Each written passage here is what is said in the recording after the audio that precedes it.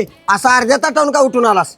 अहो काका हे काय जेवण आहे वय, त्याला ना चव ना धव. लिटल बॉय, या एका जेवणासाठी त्या पुरगीच्या बाण किती कष्ट केला असणार आहे ते त्याचं त्यालाच माहित आहे. म्हणून जरा जेवणाला नाव ठेवायच्या आधी विचार करत जायचा. हो काका हे असलं काय मला सांगत जाऊ नका. तुम्हाला आवडले ना तुम्ही खावा, काय विषय नाही. इथं वाटतच येताना बघितलं मी एक चांगलं हॉटेल आहे, मी तिथं जाऊन खातो. अहो दादा मी तुम्हाला काय बोललेलो, हे काय केलंय तुम्ही? काय मालक काय झालं?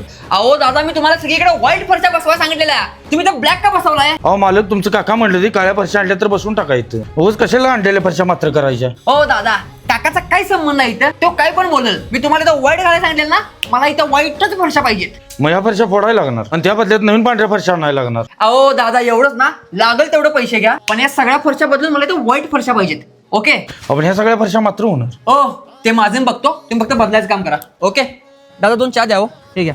बरं दादा किती झाले? 20 रुपये. 20 रुपये ना, हे घ्या. सुट्टे नाहीत बाळा. हा असून देवा दादा, ठेवा. Keep the change. Little boy, आजकाल तुझी लय मस्ती वाढायला लागल्या. काय रे काका काय झालं? अरे काय झालं पैसा काय इथं झाडाला लागला होय? परवा गरज नसताना त्या प्लंबरला फरशा बदलायला लावल्या आणि आता 20 रुपये म्हणताना 100 रुपये देऊन आलायस. अरे काका पैशाचं काय, मी मिळवतोय मी घालवतोय.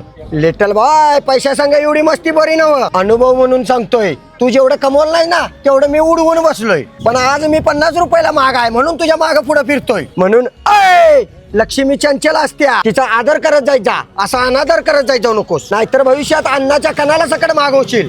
हा